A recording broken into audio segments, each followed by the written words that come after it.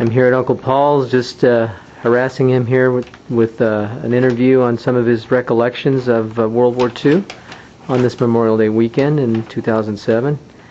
And I just wanted to start out by having Uncle Paul tell me a little bit about his unit and its number, what it did, and who the commanding officers were, and all that kind of stuff, and go from there. So, Uncle Paul, what was your artillery I was in unit? In the I mean, 5th Armored cavalry. Division in General Patton's 3rd Army, and this is a map of where I went through, you know, in France and up to Germany, actually, all the way into Germany. Got all the someplace. You came in how long after the Normandy invasion, Uncle Paul? We were in England when the D-Day happened in June the 6th. Was it 40? 40. And we were in the tank division, or with Patton actually, and we couldn't go in the initial landings because we had so many tanks. They had to make a beachhead first. Mm-hmm. Okay, so 30 days after the beachhead, they threw in the armored divisions, and that's when I started. Oh, okay. And we broke through the beachhead, punched a hole, and started going. Started straight through France. Well, through France and through Luxembourg and Germany and through all of those countries. Whoa. And that's about the size of it, I guess. A lot of things happen in between, of course. What was your tank, the particular model that you had? It was it was a Sherman tank, Uh-huh. a medium tank, actually. And how many were in it with you?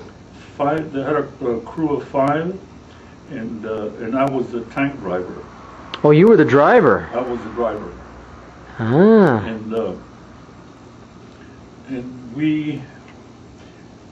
I used about 3 tanks. I lost a couple of them. You lost a couple? You mean they were taken out by? By the direct hits that blew our track off, and we couldn't maneuver. Oh, jeez. And so we had to abandon it. Under fire? Did you ever have to abandon under enemy fire? Under artillery fire, and mostly. Oh. And we'd have to crawl out, and we're just lucky. A lot of guys got wounded in the situation there, but You didn't lose any of your crew? we lost one. There was 2 were wounded, and we lost 1. But they assigned me to another tank right away. I mean, No rest, no break in between, huh? No break. Well, you know, maybe a week or so, or a few days anyway. It was back into the new tank. To get back into a tank. Jeez. And get into my new crew, you know. Tell me about that one time that you rescued. Was it an American soldier or a French civilian? You had to climb out of the tank and rescue someone. I heard something about that story. I don't know the details. This is where I got this Bronze Star. See? Oh, okay. What happened here actually is we ran into a roadblock, a German roadblock, and there was a tank, a half-track. You know what a half-track is? Yeah. With soldiers lined up on the sides of the track, and then my tank was third vehicle in the column, and we were going in the road, and all of a sudden our fire started coming at us, and anti-tank guns evidently, but they hit the half-track in front of us and blew the bunch of people up. Mm. And Anyway, as soon as that happened, I started driving my tank off the side of the road, and I got in a position where we can fire back at him. Anyway, out of this, I'm looking to the periscope. I'm inside the tank, and I'm at the periscope, and I'm looking up here. Uh-huh. And I seen an infantry guy. I don't know who he was, but he was in the infantry. And he looks up to my tank commander, and he's on fire, and he's going like this. And my tank commander is not going to abandon the tank. Right. So I'm not supposed to either, as far as that was. But without even thinking, I opened the hatch, Uh-huh. and I pulled my seat up, jumped out and ran out, got him, and I knocked him down, and I took my jacket, I put the fire out. Oh. At the same time, we were getting air bursts, and fire was coming at us. And Oh my God. in fact, some guy next to me got hit, an infantry guy, and I don't know them either. Uh-huh. And anyway, I put the guy out, and I laid him in a ditch, Oh. and then he looked at me, and he says, "Thanks, tanker." Oh And God. He didn't know who I was, and I didn't know who he was either. Did you ever find out, or? And I lost track of him. I don't know what ever happened. No, from there we kept going, you know. Yeah. And if anybody dies or gets killed or hurt, they stay behind. Sure. And then they We continue. I guess the medical corps comes along and picks them up then behind you. They Wow. have the great registration office, and they have all different kind of office coming behind us Wow. and doing the dirty work.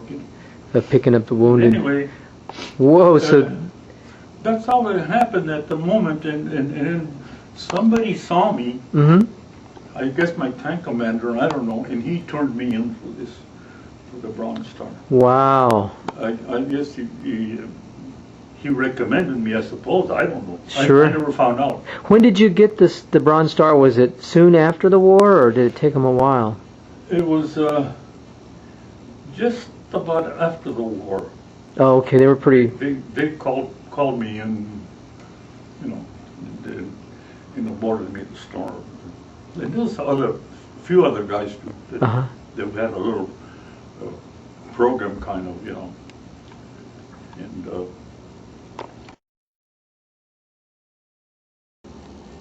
Here's Uncle Paul's captured Nazi flag. It's in great shape. It's not tattered. I picked this up in Germany in a home. We went. Me and another GI went into a home Uh-huh. in Germany when we were there, and I asked them if they had any arms or guns or anything in the house, and they said no. I looked in a trunk they had, and I found it in the bottom of the trunk. Wow. So I just took it away from them. I didn't tell them anything. I just took it.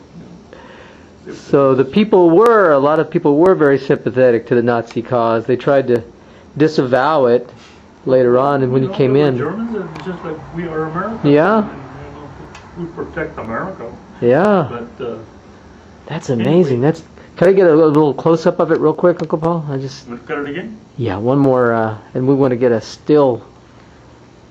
Wow, that's an excellent shape. It's even clean still. There's only a little bit of discoloration on the right side. That's amazing. All right. Okay. Thank you. Yeah. The material's holding up pretty fair, but I guess whatever this is, I don't know what. It's kind of cracking. Uh-huh. The black, the swastika. I think it lasts longer if I spread it out, but having to fold it, I think it's not doing it much good, really, you know. Boy, yeah, that's an excellent shape.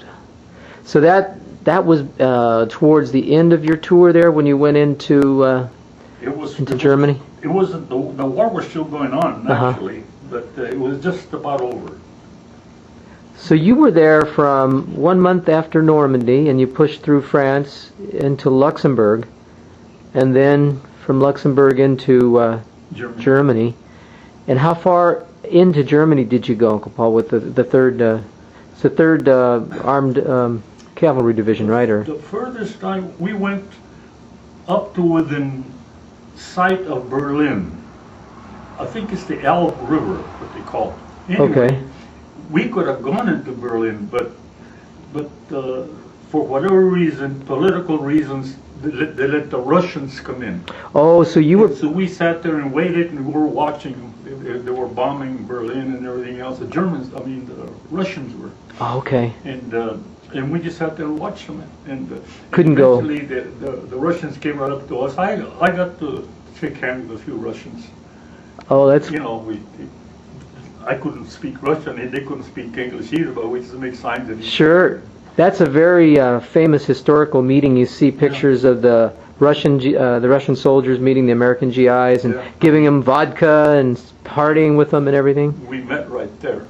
But the fact of the matter is, Patton's army, the Third Armored Division, all of you could have moved in across the Elbe into Berlin if they'd let you, because you were there first, right? Well, we were on our way to Berlin, and then they stopped us all of a sudden. They Mhm. said that we were going to let the Russians come in and Yeah. take it over for political reasons or whatever it was. See, that's what started the Cold War right there. Yeah. Oh, that was boy. a mistake. Big mistake. Yeah. So from there, Uncle Paul, did you come back to England or did you stay From in there, Germany? I'll tell you one thing that what happened really. From there, they brought us back into a camp, where we bivouacked and whatever we do, you know. And then they came in and they said that they needed tank drivers and tank commanders to go. We were going to invade Japan, actually. Oh, that's And right. so I was one of the younger guys at the time, and so they picked me as a tank driver to go to Japan. Oh, And I said, "Oh boy, oh man. I don't need this." You know. After what you'd just gone through, right? Well, I thought I was ready to go home. Yeah. Anyway, and me and another tank commander, they shipped us to France, and we started training there in France and Le Havre, France. We started training for amphibious landings on Japan proper, Oh, jeez. and when we were there, the Americans dropped an atomic bomb on Hiroshima or Nagasaki, one of those two anyway. Yep. And that's it. Then you didn't have to Took care of go. that problem, Yep. and so then from there, they shipped me from there straight to the United States, and I was discharged within a month. I was home, Oh, really? So, Fast. wow. and my company was still in Germany, and I was already home. So I beat them all anyway. That's great. So you were probably, see, they dropped a bomb in August of 45. So you were home by September of that year, probably. I don't remember the dates, but I have them there someplace. Yeah. So did you get married shortly after the war, or was it a while after? I took a while. When I came out of the service, I think I was 21 or 22, something like that. Wow. So you'd already And so, seen all that battle, all that destruction, and all that as a 21-year-old. That's yeah. but And I was one of the, well, I was there 3 years, 3 years. you know, and I was in the service 3 years, actually, and a year and a half I spent in the front lines Wow. Well, that'll really until the war was over. that'll make you grow up fast, won't it? Whew. Oh, yeah, and I was one of the lucky ones, actually. So you never got wounded or anything, right? You were really lucky. I mean, living in a tank for A year and a half? And most of the time. what was it like in there? I mean, you said you had some fairly good rations. Like, tell me about that chocolate and the other stuff you ate, and what life in the tank was like. Well, we had rations for the tank, of course, for a whole tank crew. But we used to do is we used to get out of the tank once in a while. We see a field of a farmer field or something, or whatever it was, and we would get potatoes. Maybe we'd get a chicken Uh-huh. and roast them. And roasted. Yeah. Wow. And we'd eat like that. And, No kidding. That would help our menu. Sure, because otherwise you were just eating those Otherwise, we'd cans. just be eating the hard Ugh. candy and the stuff that was wasn't very tasteful. And it was always pretty hot inside the tank, right? I mean, even in It the was hot in the summertime and cold in the winter, right? Right. Because I was there for the winter time too. When the snow, we used to cover our tanks and we couldn't hardly move. Oh, You know, because we'd spin around and we had some hard times. couldn't get traction on that snow very No, well. they're pretty slick. Mm-mm. But even like that, we still move forward. You know, Wow. one way or another. What was it like sleeping in that thing? I mean, especially, I mean, imagine there were times when you had to sleep in that thing and you could hear artillery shells and all kinds of sounds of battle all around, right? Exactly. But there was quiet times too. You know, it wasn't because we were traveling. We were behind the enemy lines, Uh-huh. and we were just going and going and going and there sometimes it was quiet times, and sometimes all of a sudden, boom! Somebody would shoot you from someplace we don't even know where it was coming. Oh, jeez. And But you got to be pretty close with that crew, I imagine, just, locked up in there all those yes, months. we became pretty close, but we had a lot of replacements because sometimes they get hurt, get wounded, or Yeah. get sick or whatever. Sure.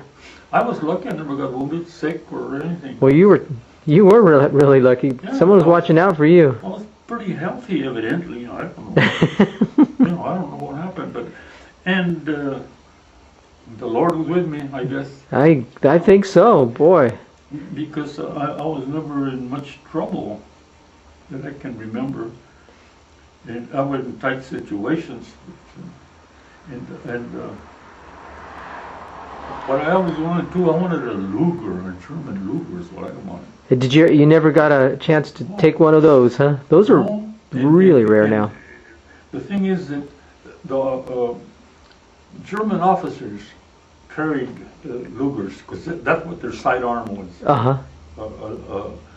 Because they couldn't carry rifles or anything like that because they had a sidearm, and the infantry of the Germans, they had rifles and things. And Yeah. anyway, and one time I saw we came to an area where we had been bombarding and there was a lot of dead Germans around.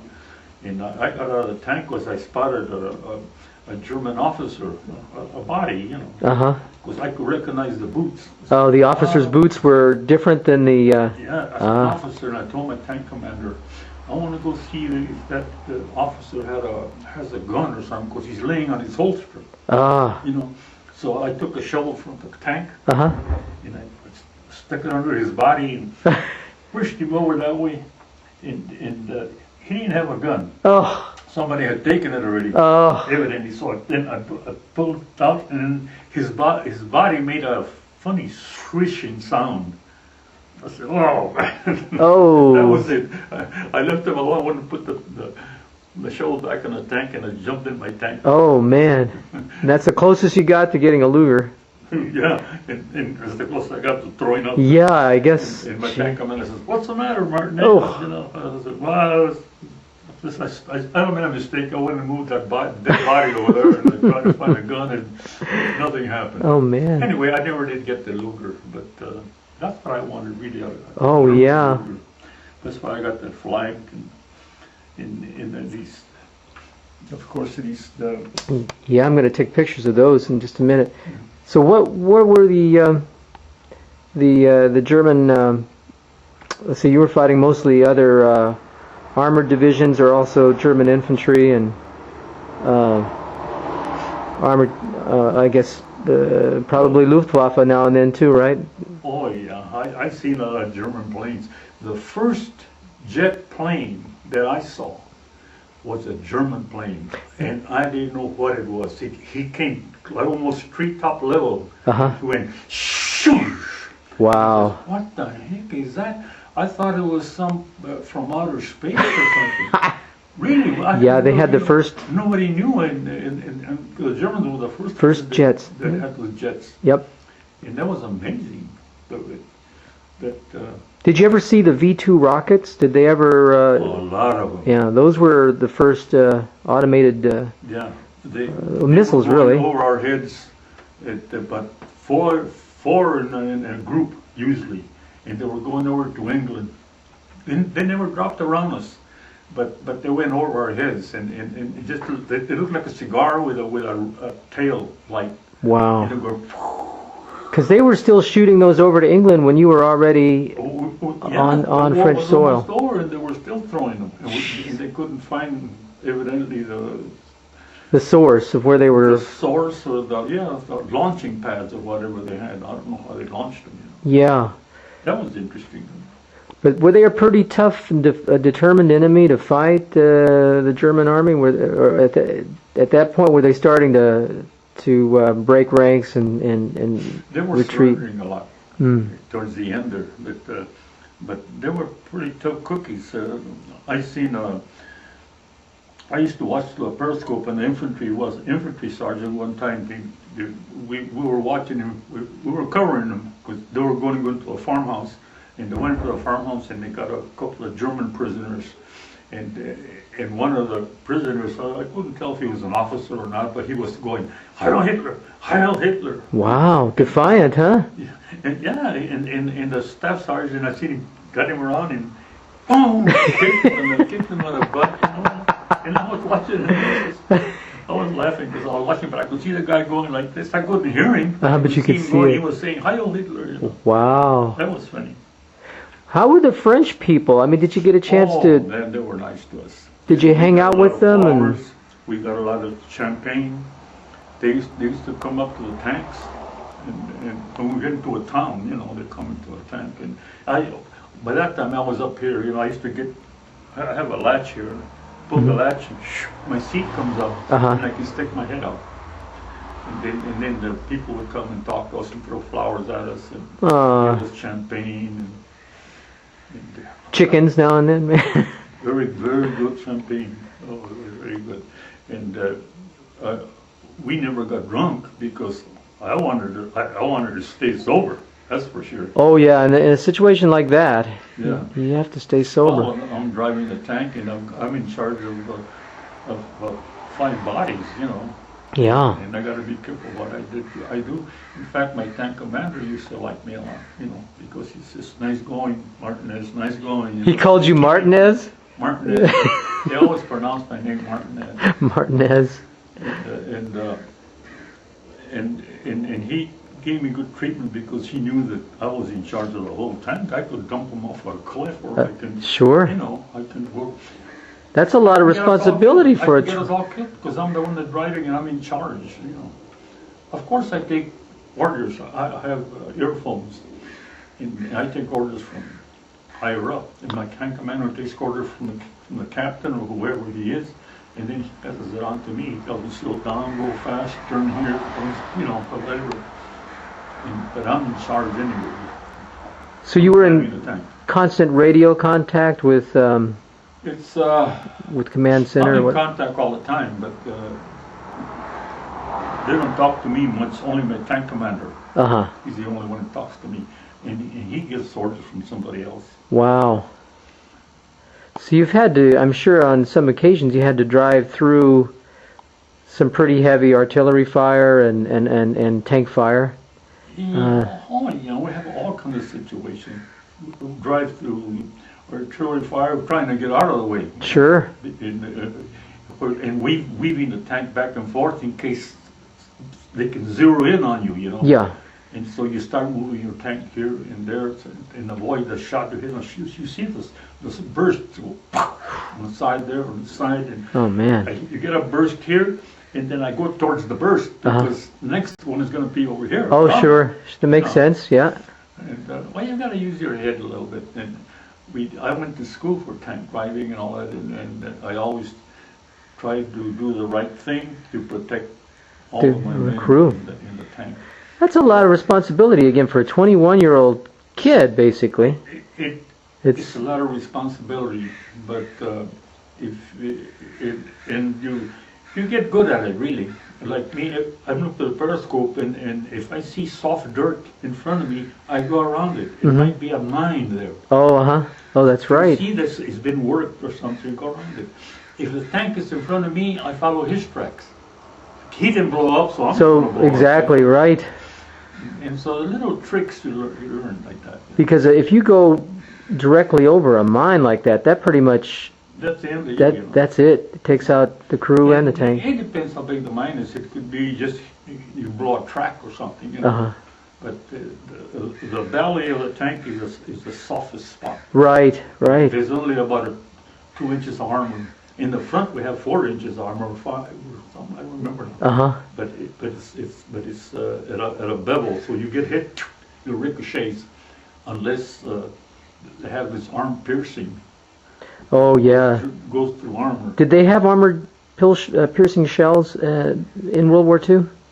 They sure did. Oh, They sure did. They have armor piercing with delayed action.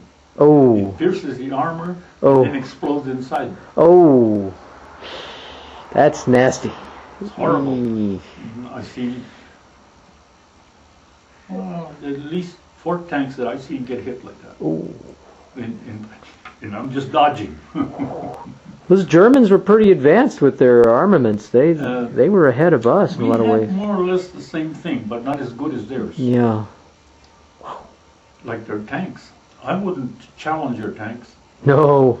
No, we had a 75 millimeter that had an 88, Mm-hmm. and those 88s could pierce steel, you know. 88 millimeter. Ours were Ooh. pea shooters compared. Yeah. And their tanks could probably outmaneuver not the Abrams. Was it Abrams? Yeah. It, Sherman, I'm not sorry. necessarily Sherman tanks. Not necessarily, because our tanks could move around pretty good. And the German tank was bigger and heavier. Oh, okay. So it's kind of a... So that's where we had a little bit of advantage with the Yeah. Sherman tank. But you couldn't run very fast. You couldn't go very fast away from them. They can just spot you and just boom, blow you away. With those 88 millimeter shells. Man. This is Utah Beach. It's where we landed, and our the beachhead was more or less this size, more or less, and then we broke through here in St. Louis. And here's where we went all the way down to all of these towns, Le Mans. I remember perfectly Le Mans, because we had some few battles there, and then we cut around this way. And that's where we got the Fillet Gap, what they call. It's in history, all of this. And we got a bunch of Germans right here. And then from there, we just kept on going, went towards Paris. And when you got into Paris, We just kept going. were the Germans still there, or had they already evacuated the city? They had a bunch of stragglers, because they were running as fast as they could run, you know. And we were slaughtering them all. The Air Corps did a lot of good too. I mean, we had a good Air Corps. If we ran into a tight spot, our captain would just call the Air Corps, and then they'd come here. P-47s, P-38s, P-51s. Mm-hmm. And they just come in and strafe and drop bombs right in front of us to soften up the area. And then we come in and clean up. Wow. And of course, the infantry was behind us too. The infantry would come and hold the places that we took. So you were the first in after the Air Force had come in and strafed and softened up the resistance. Well, you were the next in, Actually, the armored division. Most of the time, but sometimes we couldn't get through with tanks because there's too much infantry. So our infantry would come in there, or artillery would bombard them and soften up more. And then send in then we'd come the infantry. Wow.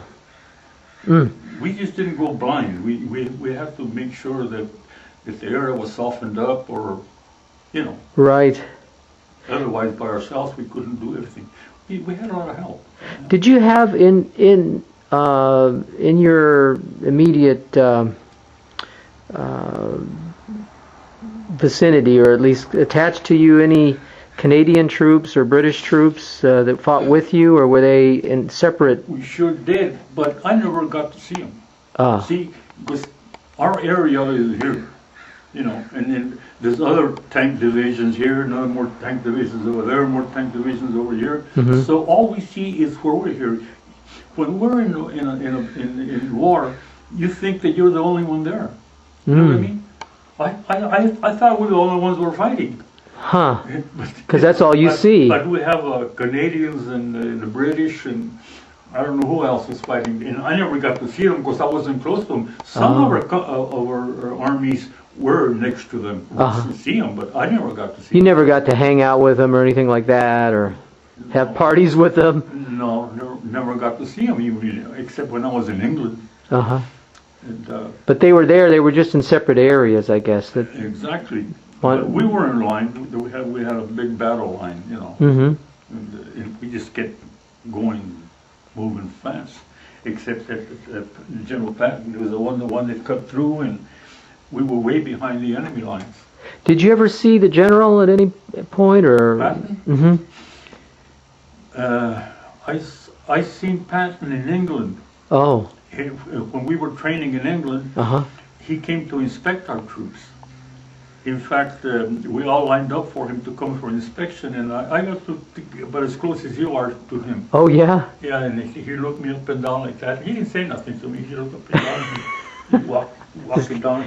Did he have his like that. six-shooter on? His famous six-shooter? Yeah, he had a little whip-like kind of. What do you call them now? Oh yes, like a horse whip or something like horse that. whip, but Yeah, because he liked horses. something or other in the horse areas. Yeah, yeah, he was quite a lover of horses. Yeah. He made an impression on me, really. But I didn't really know at the time too much about him. But I had read stories that something happened to him in Italy, I think. Uh-huh. He slapped some soldier or other or something. Oh right. For So I knew that part of it. cowardice. But, Yeah. But he was a good general. They called him Old Blood and Guts.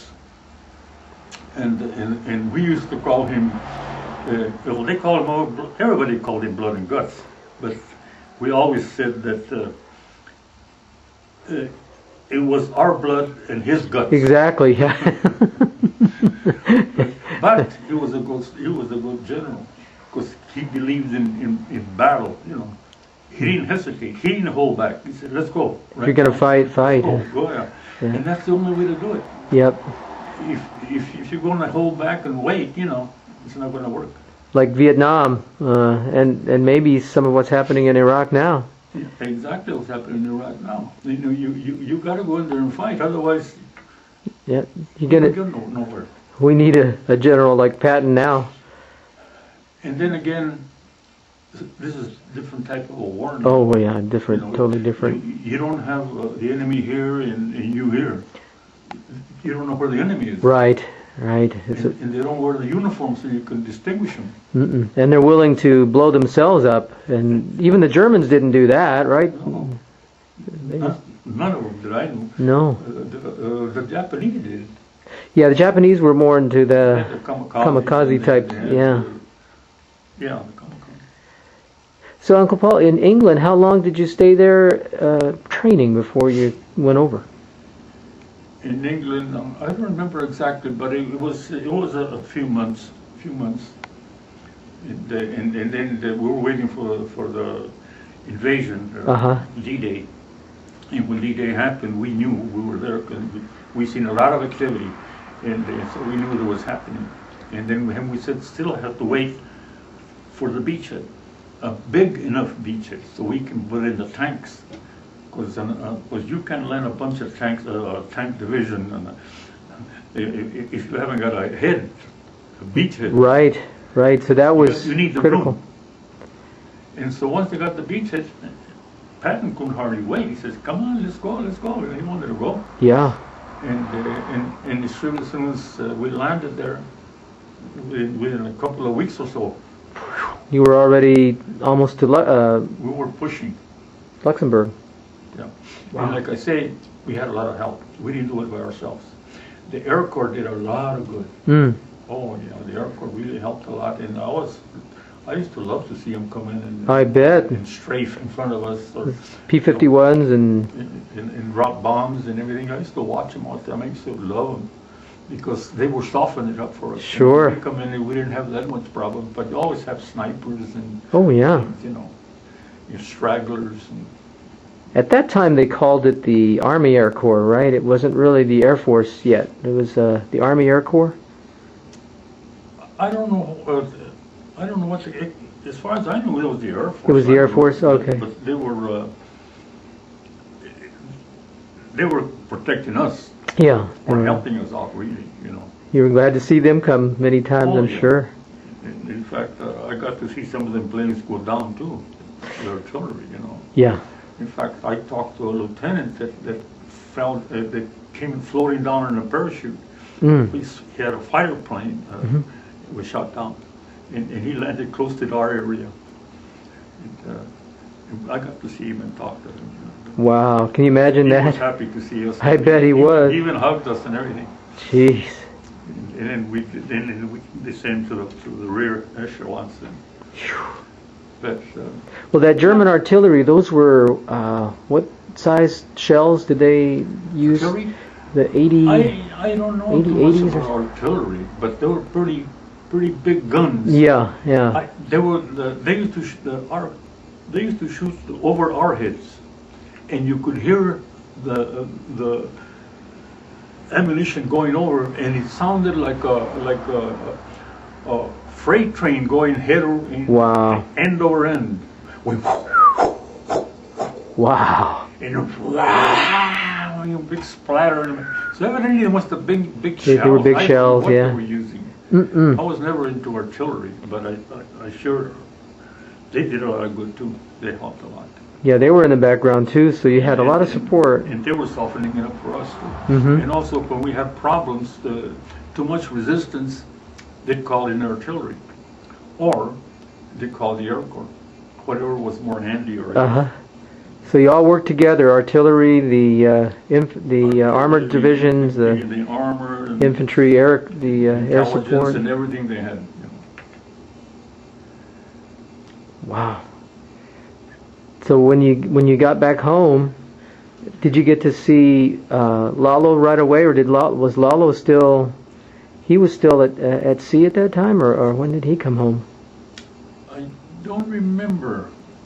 When I came home, I don't remember. Lalo was still in the Navy, I think. Because he was in the Pacific, right? He was in the Pacific. Yeah. Uh-huh. So there were how many? You see, you and Lalo. Who else? That's You were the all only two family. from your, just maybe cousins or whatever that were in at the same time, or just you two. That was enough for your mama, though, I bet, and she was worried all the time about both of you, I'm sure. I guess, you know. And Connie was at that very same time. She was working in a munitions factory out here, wasn't she? My brother Gilbert was working in a foundry making tank tracks. Ah. I was driving a tank over in Europe, and And he was making the tracks for my tank. That was interesting. Yeah. And they were making good money too.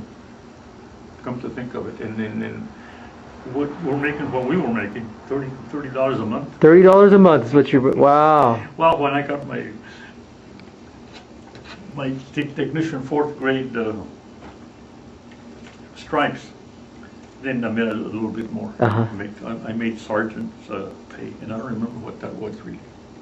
What So- the sergeant's pay was, but it was about maybe $10 more, I guess, something like that. So you were a sergeant when you left? Well, equivalent to a sergeant, but as a technician. Uh-huh. But it's got 3 stripes Uh-huh. because I was a tank driver, and I drove for a tank leader. Most of the tank drivers are T5s, which is a corporal. But if you drive for the tank leader, Mhm. you get an extra stripe. Oh, And I okay. was driving for the tank leader. Let's see now. Where is your For the platoon leader, actually. and that's your the 3 stripes right there. And the T for Technician. technician. And there's That's the division. the 5th Armored Division. Ah. So the maps are all made specifically for the movement of the 5th Armored Division. This is all 5th Armored. Wow. I've got to get a real quick picture of these. Let me have you explain these 2 pieces of propaganda real quickly. This first one is German propaganda to Americans, right? Right. You found it.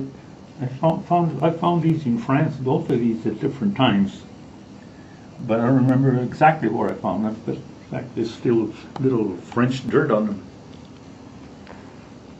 Hurry up, American soldiers. Died for Roosevelt's election.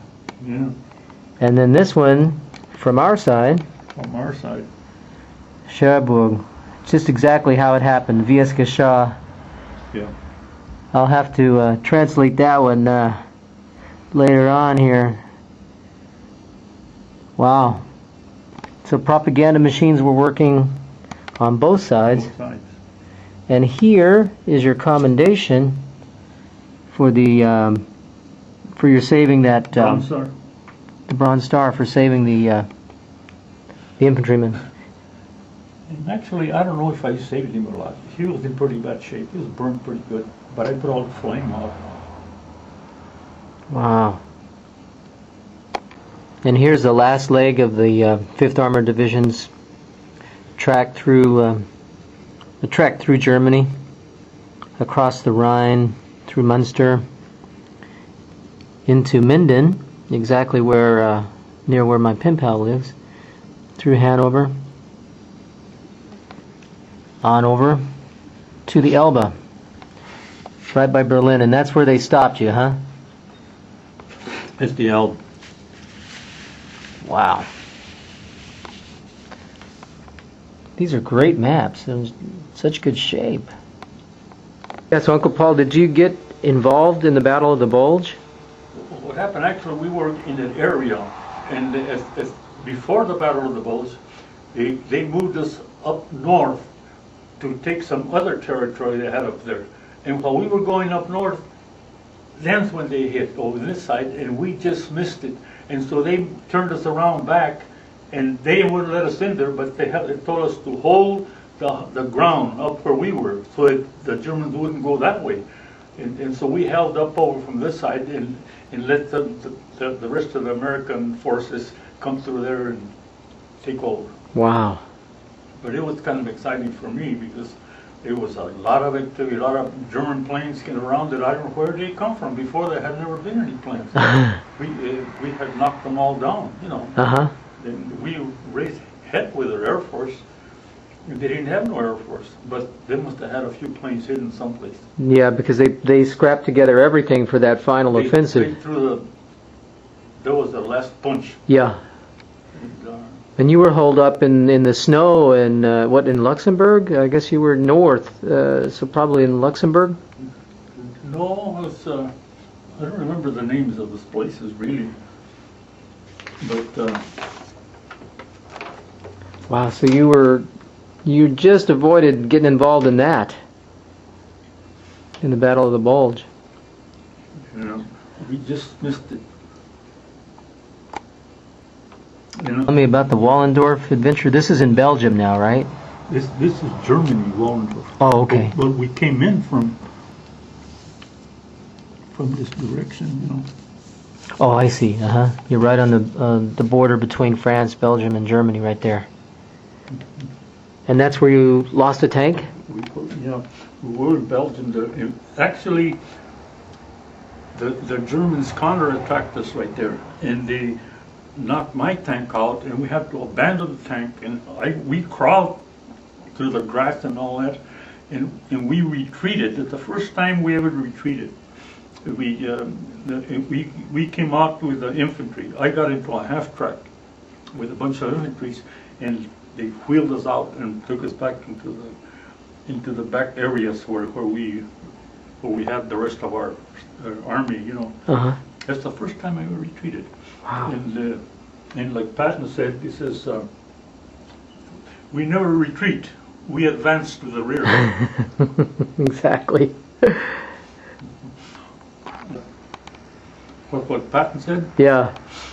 Oh, well, General Patton says that we never retreat, we advance to the rear. And we advanced to the rear that time, that's for sure. We had acres and acres of tanks and jeeps and trucks, and as far as you could see was acres. And I'm surprised that England didn't sink with all that weight of armor. I mean, it was millions, I guess, of tanks preparing for the D-Day, you know. Mm-hmm. And that's about it. Wow. So, Uncle Paul, on this Memorial Day, as a soldier yourself, I'm sure you have a lot of empathy for our troops in Iraq, more than people who've never served or never been in armed conflict, right? Tell me about it. Every time I see a tank in the news and I see them going through a town or whatever, I picture myself in the tank and I get the feeling that they had. You're enclosed, you can't get out, and you can't get up and run. In other words, you're locked in. Mm-hmm.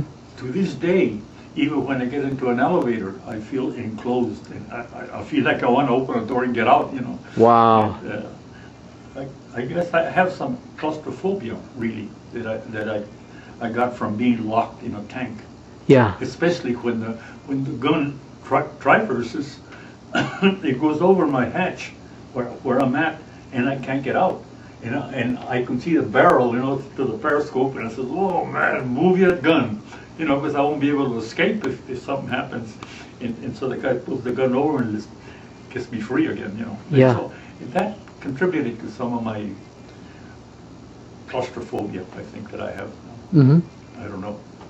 I was in A Company of the 81st Tank Battalion, the 5th Armored Division of General Patton's Third Army.